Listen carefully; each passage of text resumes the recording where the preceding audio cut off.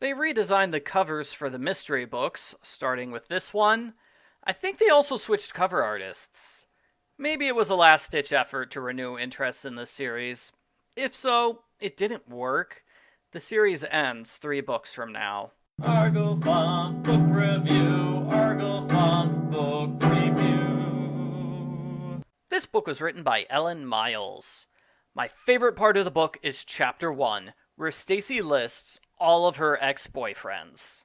There was Toby and Sam, my friend Kirsty's older brother.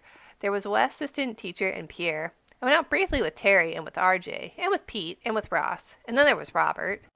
This list does not include Scott the lifeguard or her current boyfriend, Ethan. So that's 11 boyfriends for Stacey, all in 1 year. It's a lot of romance. The middle school is doing a Valentine's Day fundraiser. For $1, they will deliver a valentine to the person of your choice. Pete Black put Stacey in charge of the project because she's the narrator. Stacey loves this job because she gets a first-hand view of all the love drama. Like, Cookie sends a ton of valentines to her boyfriend, but he sends none to her. Rosemarie sends valentines to boys that aren't her boyfriend. Jokester Alan Gray is nervous about addressing his crush, and Jackie won't stop flirting with Robert, even though he's clearly not interested. Stacey's ex-boyfriend Robert has been acting depressed lately, in preparation for book 119. His new girlfriend wants Stacey to cheer him up. Stacey feels awkward doing this, but she does care about Robert. They have a nice talk together. He says he's bored by life and his friends, but the fact that Stacey noticed his problems makes him feel better.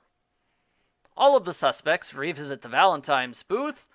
That's when Stacey notices the bag of Valentines has been stolen. And since 6 suspects aren't enough, she gets a few more. Clarence King is suspicious because he's normally a jerk. Carrie Retlin is suspicious because he's a prankster. And Pete Black is suspicious because he regrets sending that one Valentine. In the subplot, the kids have a Valentine's Day festival at the library.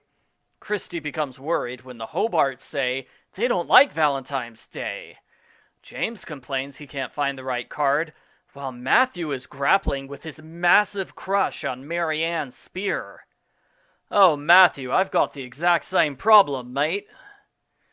The culprit uses the stolen Valentines to humiliate people at school. First is Cookie.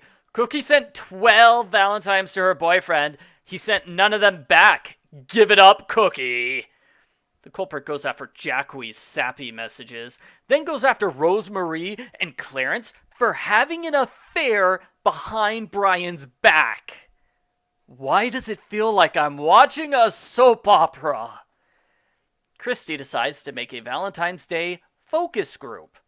That is, she gets a bunch of kids together and asks them what they like about Valentine's Day. It turns out they like making valentines and eating cupcakes, but they don't like lovey-dovey stuff. Christy acts like this is a big surprise, and she decides focus groups are great. Really, though?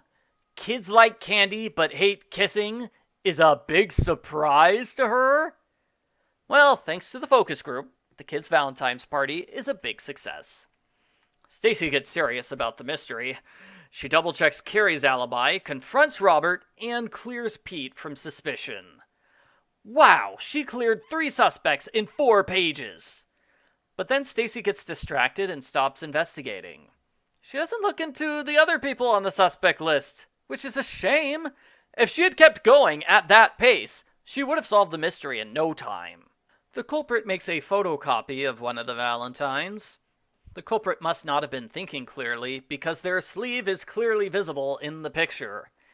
It's a striped sleeve, and believe it or not, the school with hundreds of kids only has 1 student with a striped shirt. It's Carrie Retlin.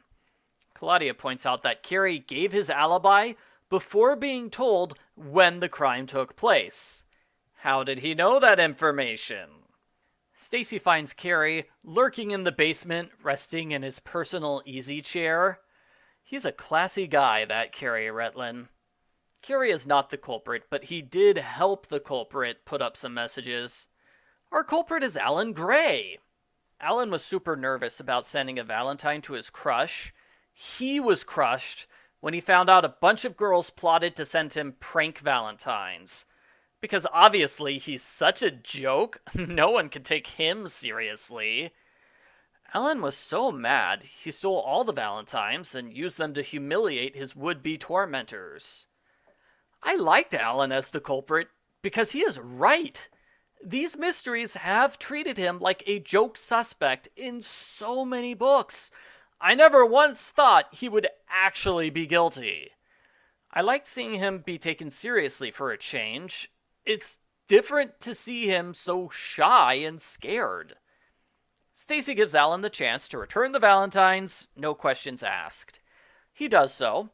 The Valentine's event is a success, all the various couples reunite, but we never learn who Alan's crush is. I mean, it's obvious he's got a thing for Christy Thomas, but it could be someone else. The end. Post-book follow-up. This book was mostly love drama, paired with a good culprit reveal. I thought it was great. Maybe I'm just a sucker for silly romance stuff. On rereading, I noticed Alan was not on the long list of suspects. That feels like a trick which the series has done before. One person from the crime scene is purposely left off of the suspect list, just so their culprit reveal can be more of a surprise. I will say the book did a good job of including Alan and the relevant clues in the story, even though he's not a suspect. There are a lot of characters in this book, including some minor characters. I would argue there are too many characters. I'd probably get rid of Jim Poirier, because I don't remember who he is. I don't remember seeing Cookie's boyfriend in any previous books either. I might get rid of Rosemary and Brian because they're next on the obscure Babysitters Club character list. On the other hand, the book does an impressive job of juggling all the characters and their stories. Other mysteries didn't do that so well. So maybe you should just keep all these random minor characters. Overall, I like this book. The only thing I didn't like so much was the kids' Valentine's Day party, and that's because the series did the exact same thing in an earlier book, not because it was bad. I give Babysitter's Club Mystery Number 33, Stacey and the Stolen Hearts, a 9 out of 10.